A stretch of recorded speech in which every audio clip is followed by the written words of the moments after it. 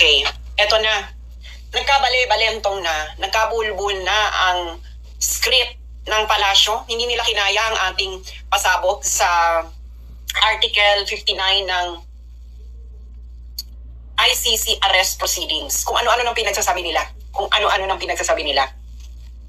Pero bagong lahat, pakishare muna ito para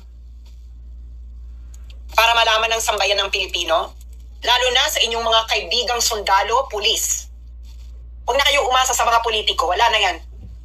Mga sundalo at pulis, i-share nyo ito at nang malaman nila kung papaano nila dinodorobo ang taong bayan, pati na ang mga pulis at sundalo.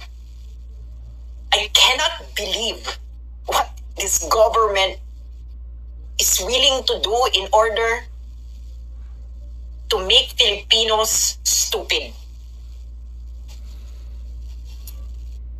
Grabe.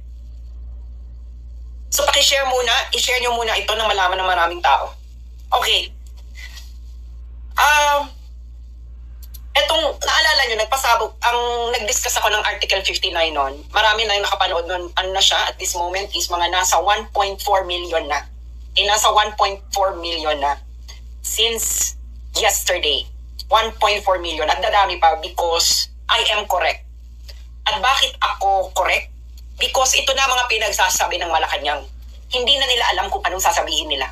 Kayong mga sundalo at mga pulis na nanunumpa na poproteksyonan ang konstitusyon, sana makinig kayo at saka ibuturan ng konsensya ninyo. Tingnan ninyo kung ang ginawa ng kasamahan ninyo ay tama. Or kung hindi pa kayo niloloko ng gobyernong ito. Mahiya kayo sa mga bayani ng Pilipino na binuwis ang buhay nila laban sa mga mananakop na dayuhan. And what did you do to a Filipino? Your former commander-in-chief, a president, highest approval rating. Isinurrender ninyo sa isang foreign power. For what? Pakikita nyo kung gaano kayo ginanya ng mga utak ninyo. Anong klase yan? Nag-iisip pa ba kayo? Or totoo ang sinasabi nila ng average IQ ng mga Pilipino ay 81? Okay. Una, itong si Claire Castro Hitad. Claire, sabi mo, pagdating ni Duterte sa Netherlands, haharap siya sa Dutch court, sa korte ng local court ng Netherlands.